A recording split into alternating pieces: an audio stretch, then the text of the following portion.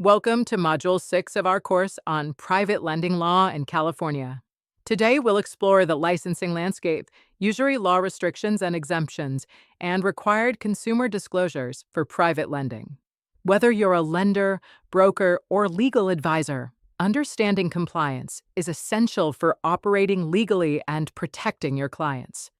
In California, the Department of Financial Protection and Innovation DFPI regulates non-bank lenders under the California Financing Law, or CFL. If you make consumer or commercial loans as a private lender, you may need a CFL license. However, loans arranged through a real estate broker licensed by the DRE may be exempt. Lenders must be clear on whether their activities require registration, licensing, or fall under an exemption. California's usury laws limit how much interest a lender can charge, typically capped at 10% per year. These restrictions apply unless a specific exemption exists. The rules derive from Article 15, Section 1 of the California Constitution. Many private lenders mistakenly assume they are exempt, when in fact, they are not. Fortunately, several key exemptions can apply.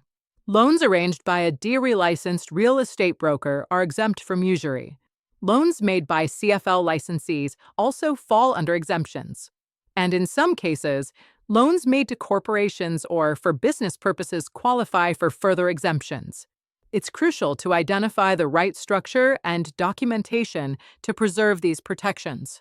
Both federal and state laws require lenders to provide clear and timely disclosures.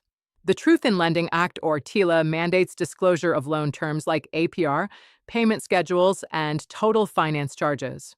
Even in non-consumer loans, California may require equivalent disclosures depending on the nature of the borrower and collateral. Always provide written disclosures before a loan closing to avoid enforcement risks. Let's look at a landmark California case, Ghirardo versus Antonioli.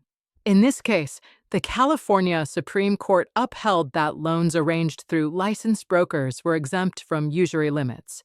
The case clarified that it's the broker's involvement, not the lender's license, that triggers the exemption.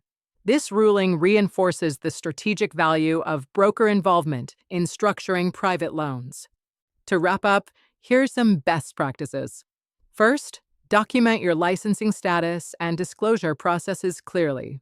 Second, when in doubt, involve a licensed broker to potentially qualify for exemptions. And third, always consult legal counsel when structuring non-traditional loans or entering gray areas. Regulatory landscapes shift, often staying informed is the key to staying compliant.